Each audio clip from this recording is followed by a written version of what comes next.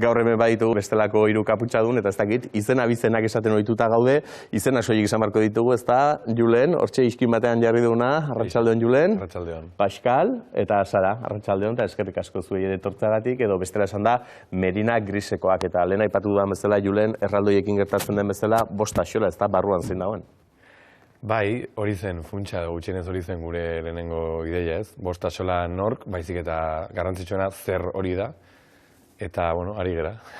Ari zarete, Bai. Eroso zaudete behintzat, maskara horiekin, Sara, zurea izango da erosoena ez, zuk behintzat, hortxe, ahoa eta libre ikusten dizugu, eta beste berriz, esan didazue ura eta edateko moduan ere bazaudetela, beraz, ez da, inbesterako izango ez? Bai, arnasartzea bada, osake, gaizkita biltza horren. Arnasaz ari garela, zuek aire freskoa ere ekarri duzu ez, da Euskal Panoramara, ez batetik itxuraren gati bakarrik, ze egia da, lehen golpean hori dala deigarriena, baina zuek egiten duzuen musika horrekin eta ere argi dago, lehen esan dudan bezala, ez da, norberak bere tokia bilatzen ez duenean, beste toki batzuk bilatzeko bidea abiatzen du, eta ikusten da zuenean esperimentazio hortatik ere asko duela, ez, Julen?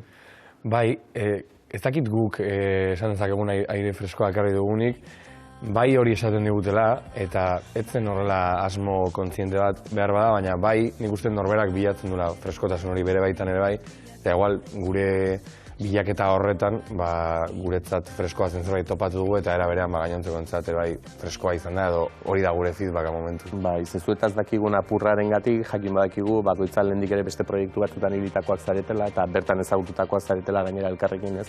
Baina haiek, nolabait ere guztiz asebete ez?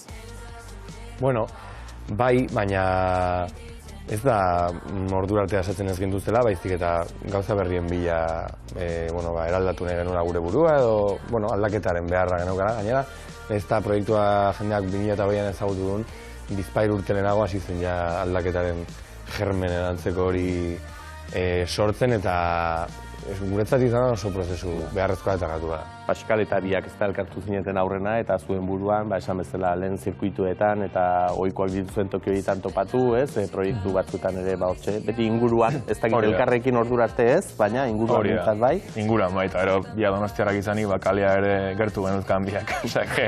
Kalean sortutako lagun arteko gauza baten horraz izan dena. Bai, eta Olaia eta Olatzekin aipatu dudan bezala, saretzea bera ze importantea denez, inguruan ze jende duzuen ze importantea den, ze aholku bila joan zineten Sararen gana, ahots bat behartzen dutela eskatu, eta Sarak, hoxe baietz, ausardiak keinu batekin, esan barren beste inor baino, hementxe naukazuen.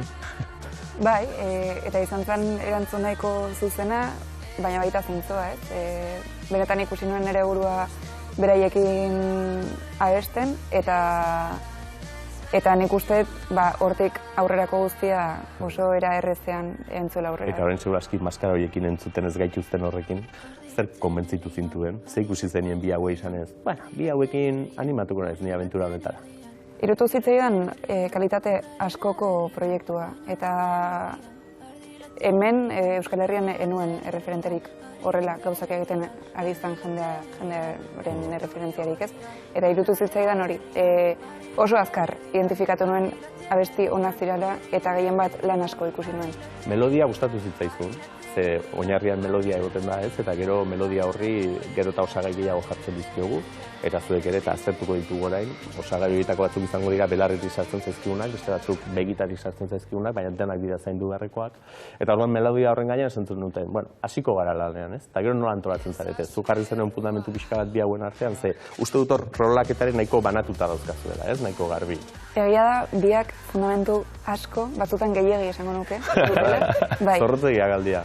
Bai, eta nire izagaian, uste dut hiruak oso ondo eraman dugula energetikoki baita ere balantza bat sortu dugu, eta ez dut ezagutzen inor benetan musikaren mundun hainbesteko lana, eta hain buru gogorki indutenak. Bi hauek dira benetan, orduan behartzuten horbait, pixkat, erdian.